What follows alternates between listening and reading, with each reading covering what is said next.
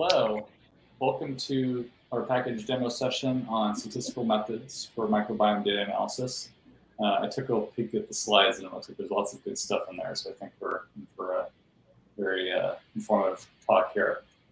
So Pratheepa will be speaking shortly, but there's a few housekeeping items. If you have questions, please enter them in the Q&A and we'll hold those and then address them at the end.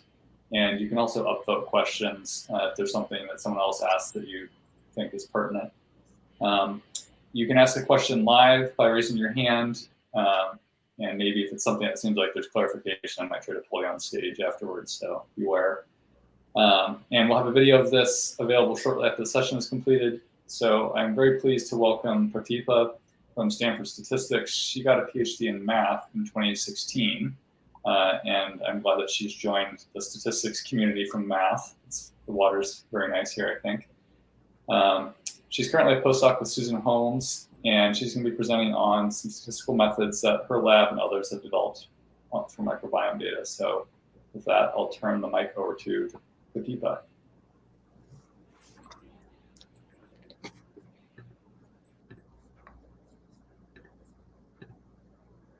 Thank you, Andrew, for the introduction.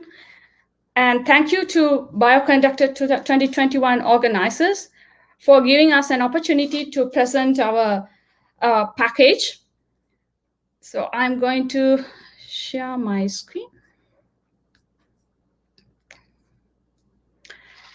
I will talk about the DiffDoff package that is that can be used to uncover bacterial communities and testing whether those communities are different across groups or experimental conditions. This is a joint work with my postdoc mentor, Professor Susan Holmes at Stanford University. I will start with a container for microbiome data analysis.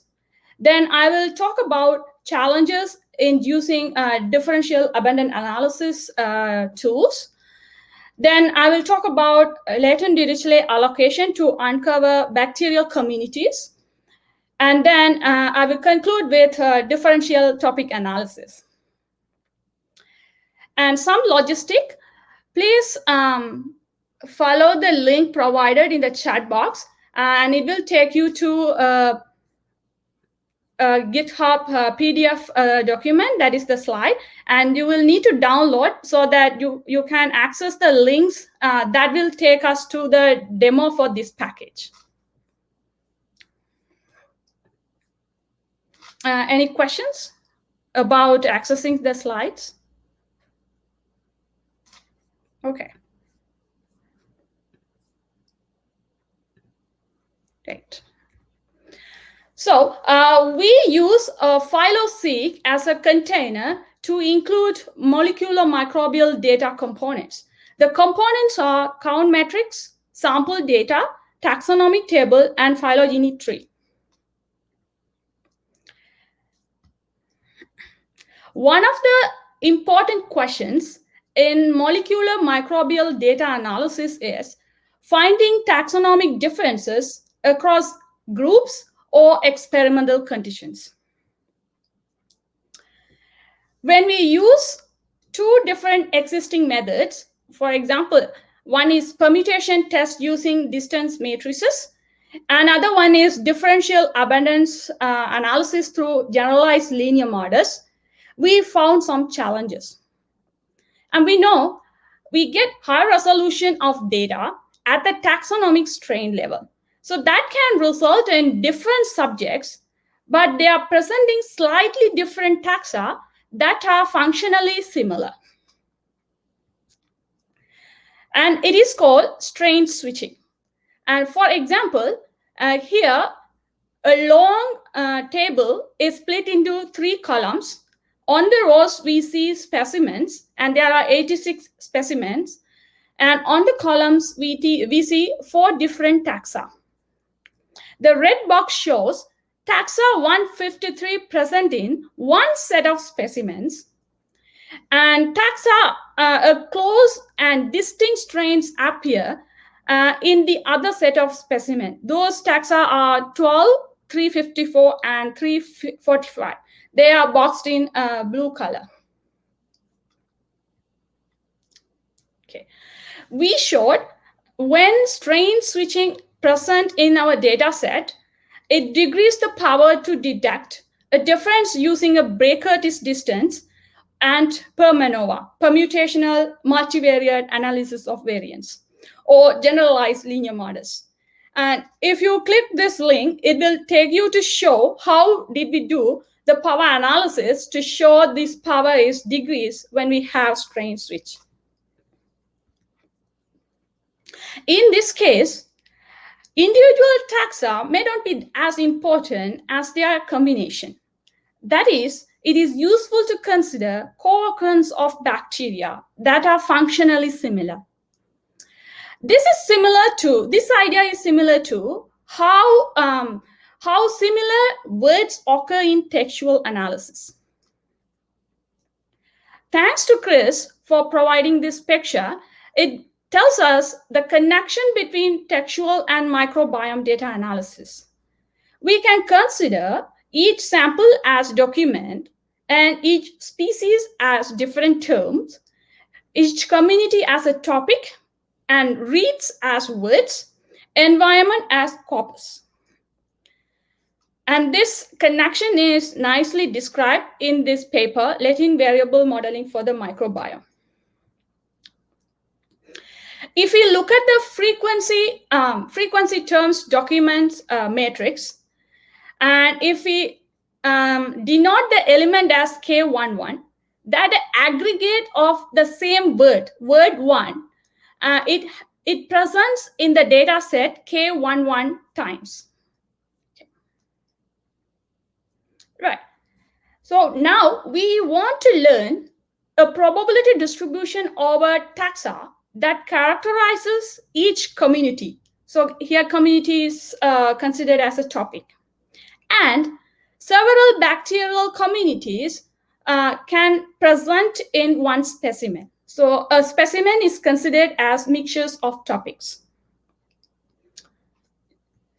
This can be achieved by using latent dirichlet allocation model for topic analysis.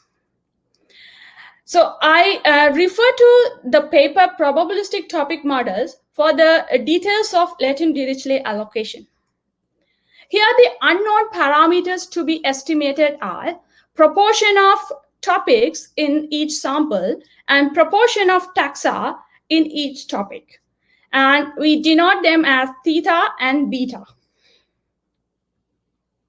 Okay.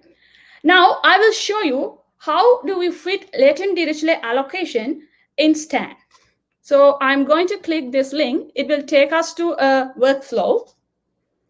Here we start with a phyloseq object. So if you go to the link data, it shows a data set is given in the package difftop that is called PSC Barbie. Because we found there is a challenging DNA contamination problem, we use our package called Barbie to remove the contaminants, and then we use the phyloseq object for the downstream analysis. We can also do pre-processing before applying LDA. Here we use the pre-processing that was applied to the original data set. Okay. And the input for the latent dirichlet allocation LDA can be given using the function called setup data. The arguments are phyloseq object, and we need to specify number of topics. Here in this data set, we specify the number of topics based on the exploratory data analysis and ordination methods. But we can also specify number of topics using stability analysis or cross-validation methods. We also need to specify hyperparameter for prior distribution, that is the Dirichlet parameters. So here we set alpha 0.8 and gamma 0.8. And we can measure the sensitivity of these options using the model assessment workflow that I'm going to discuss in a minute. Okay. Now, after setting up the data, we want to sample from the posterior. So we write the model, generative model in Stan language. Then we can use LDA topic model in DiffTop package to raw samples from posterior distribution. Here the input data are first is Stan data. So it is a list of data that should be given. Then we need to specify number of Markov chain we are going to use and number of iteration in each chain. And there are some other optional arguments we can give, and they are very similar to our Stan function. And we use Hamiltonian Monte Carlo no U-turn algorithm to sample from the posterior distribution. After fitting the model, we can extract the posterior sample from the results using a function called extract in the rstan package. So here we need to specify the Stan fit, and then we can specify either we want to permute the iteration across chains or not.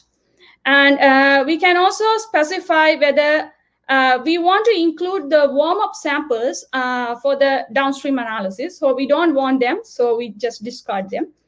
And we also can, but if we want to do some diagnostic, like trace plots and things on these samples, we need to keep these warm-up samples when we extract it, okay? And we can say whether we need to include the names of the parameters. So here we want to keep the name, so we say true. Okay, so after extracting this posterior sample, we found that there could be a label switching problems because we use 4 different chains and topics are latent variables. They can be mixed up in each chain. So we need to fix them. So we use a method algorithm to align topics across 4 chains.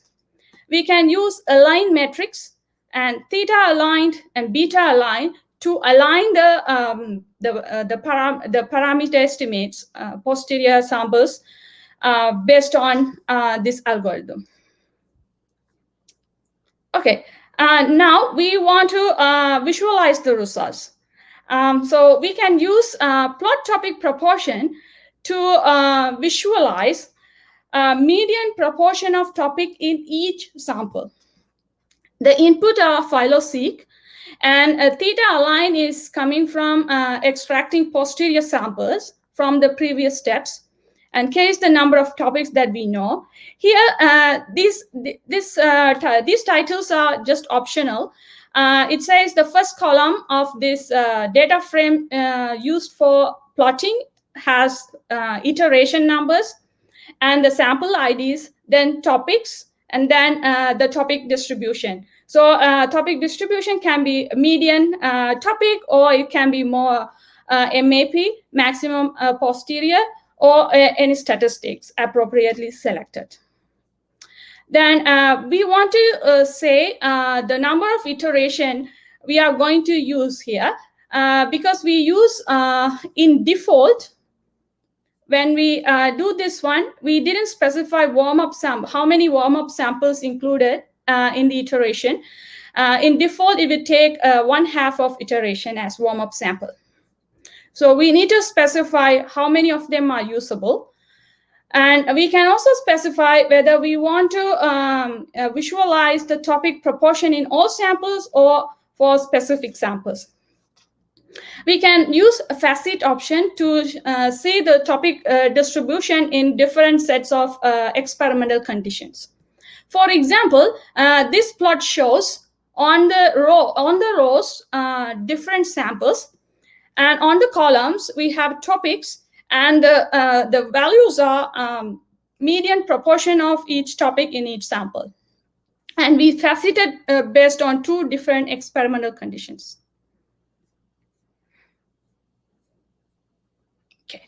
Now, we can also plot ASV distribution in each topic using this function.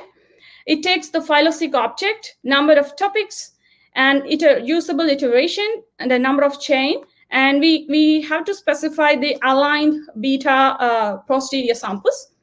Similar to specifying this column name, here we can specify nice name for these columns. First one is iteration, and other one is topic.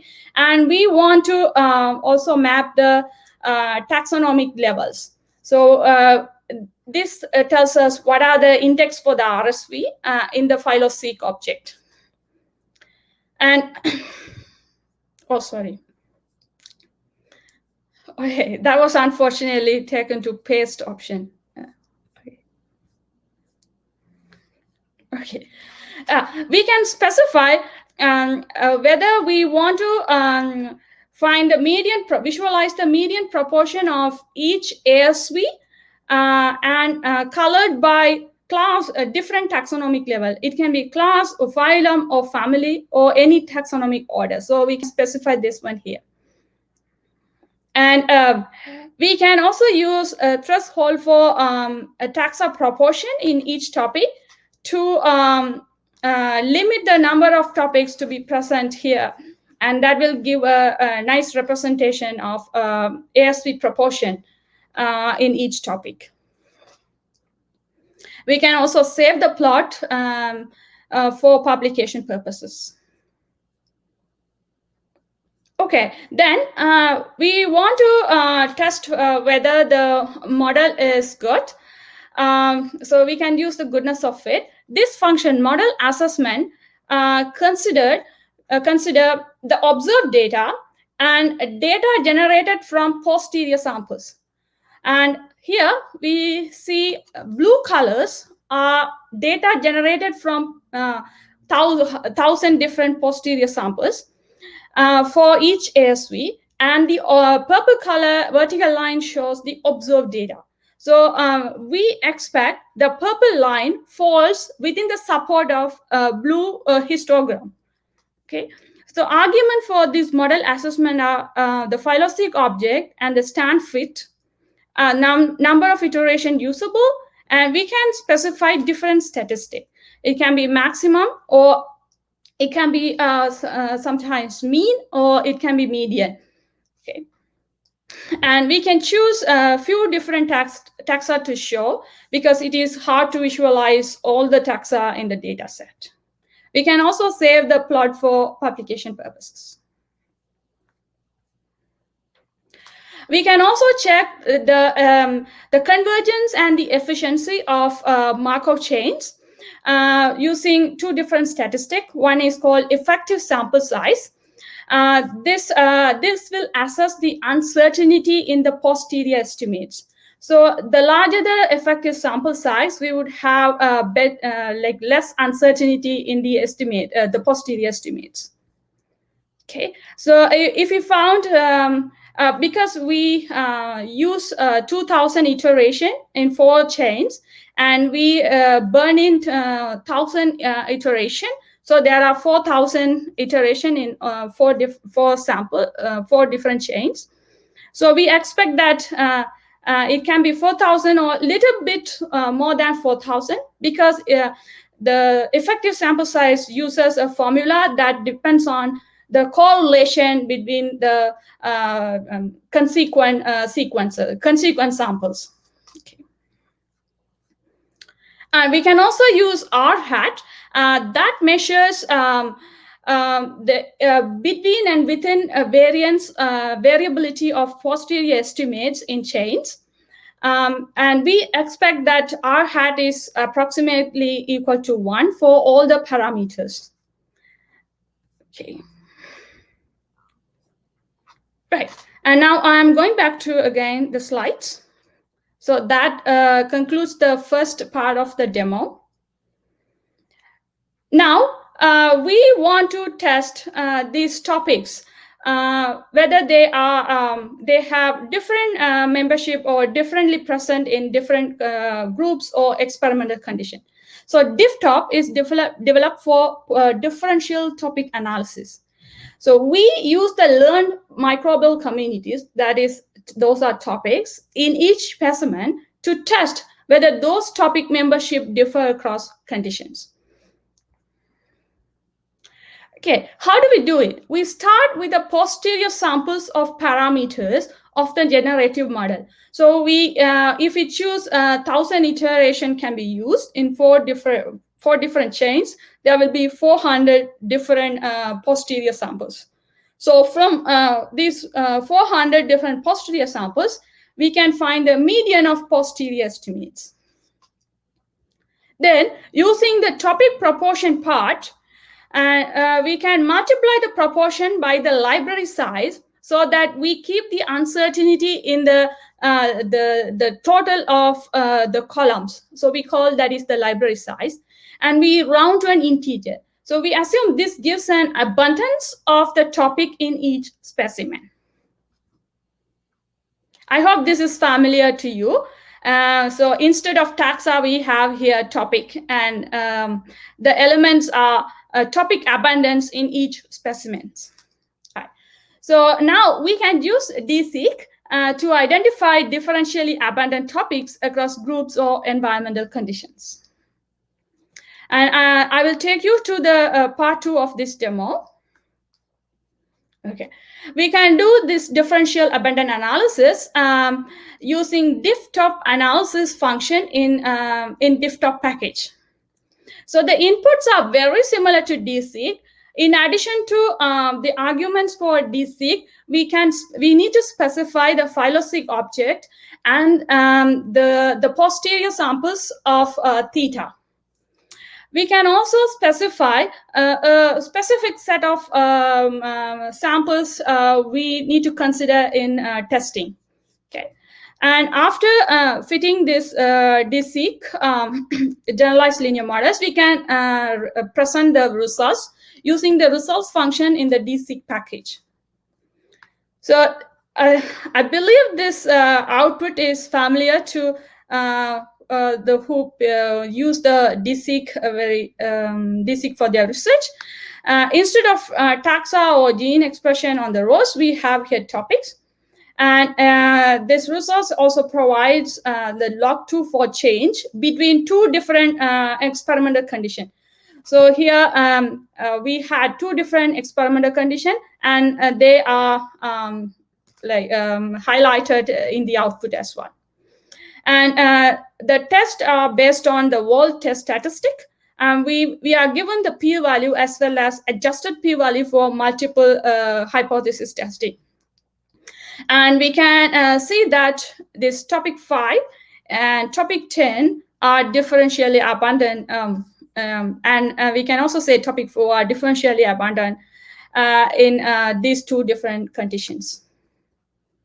Okay, and as I said earlier, we can specify a subset of sample. Here, we are interested in paired specimen. So we only chose paired specimen to test, and the test we can see the results are very different than this test, because the first test included non-paired specimen as well. Okay, and there were two different plant types. So we also test between two different plant types by specifying their differences here. Okay. Okay, and in conclusion, I believe that I convinced the difftop can unmask rare and similar taxa, as well as we can discover assembly of microbial communities as topics, and which can be projected onto the phylogenetic tree. So overall, difftop enhance our understanding of the differences in complex microbial communities. The results using difftop on the data set that we used in the vignettes are very interesting. Because the authors of the data set found little evidence of differences between specimen in beta diversity using per MANOVA. So difftop complements their research by identifying some topics in the aster plants paired specimen that are significantly different. And in the coming days, we will submit DiffTop to Bioconductor, and we welcome your comments on improving the usability of DiffTop package. And you can also submit issued in any questions or comments to issues in GitHub. The workflow and the DiffTop package vignette is available in this website. And in future, we also want to consider different topic models for this framework. And thank you so much for coming and listening to DiffTop demo. And I can be reached at this email. And I put I listed references that are used to implement DiffTop package. I want to thank DSeek, PhyloSeek, GG3, and RStan, where DiffTop is dependable. I thank you to the developers and maintainers of those packages, as well as there are suggested packages for differential topic analysis, vignette, and the articles associated with DiffTop. Thank you again, and I am open to any questions. Thanks. That was great. While we're waiting for questions here, oh, looks like we've got one in chat. So got a question. I guess I can show this on stage here. Oh, no. So asking about comparing more than 2 experimental groups or controlling for confounders.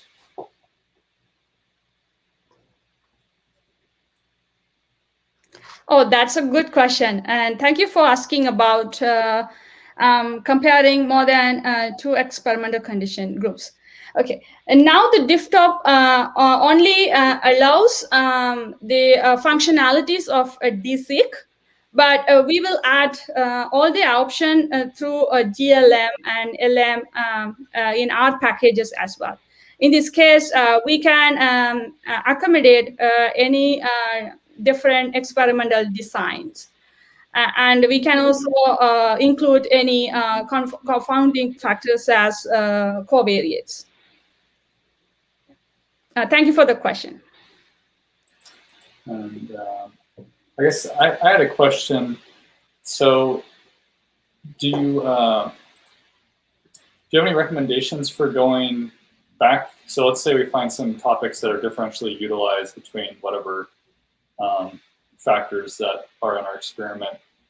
Do you have any recommendations for going back to the taxa to try to interpret? So like this topic was found more in the treated, this topic was found less often, and then trying to understand that back in terms of the taxa? Yes, definitely. We discussed a little bit about what is the differences that we found in reanalyzing the paper, but not in detail.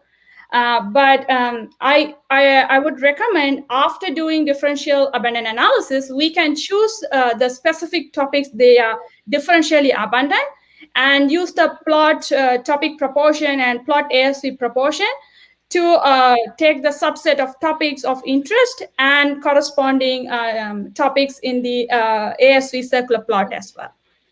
Mm-hmm. I think that will give an easy interpretation of the biological information. And the so the like taxa, this is like the word distribution to apply the like lingo from LDA and document models. Is that right?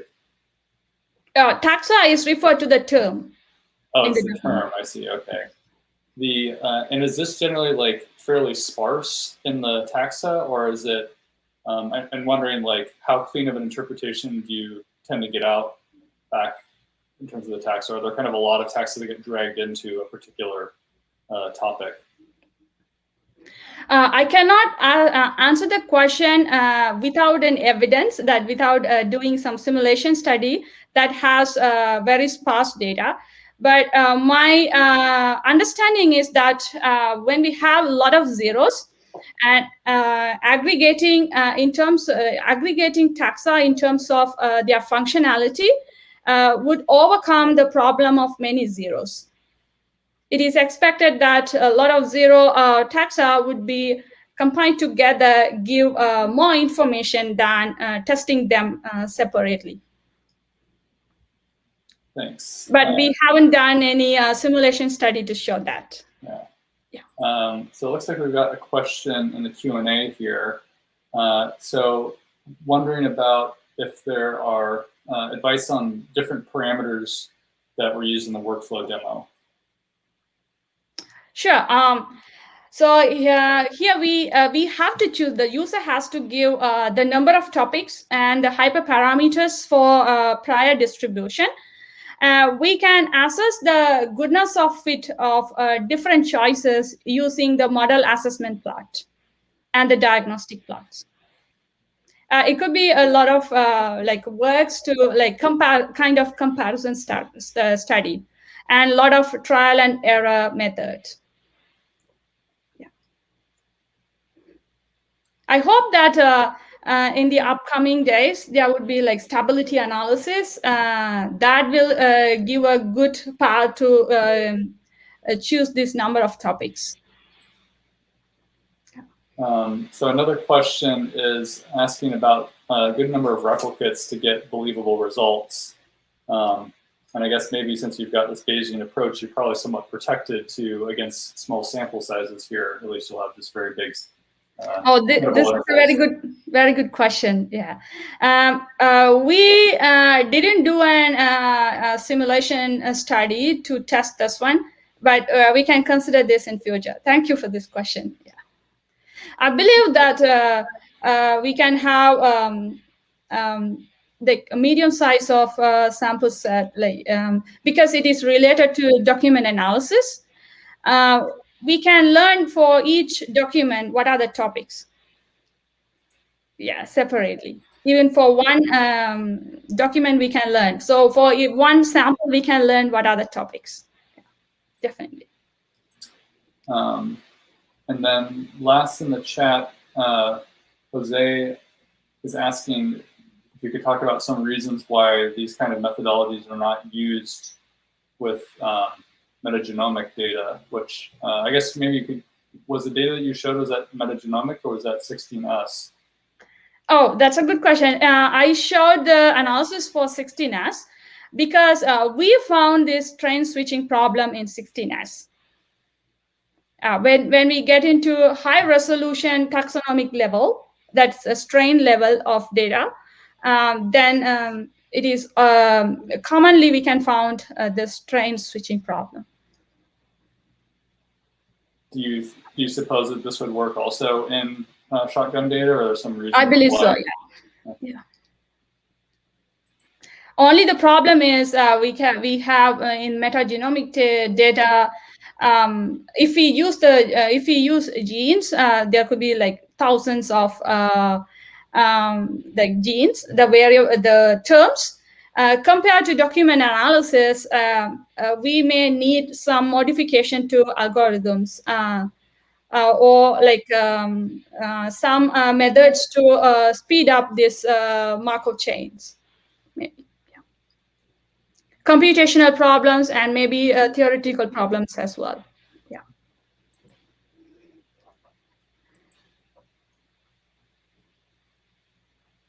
Well, it appears that we have answered all the questions. So I want to thank, unless there's any others that trickle in here in the next few moments, I want to thank Pratheepa again for the great talk. And this certainly is intriguing for my own work and dabbling in microbiome analysis. I'll have to give it a look next time I'm working with one of those data sets. So I hope to see everyone else in a future meeting, or maybe in the at the meet tables here.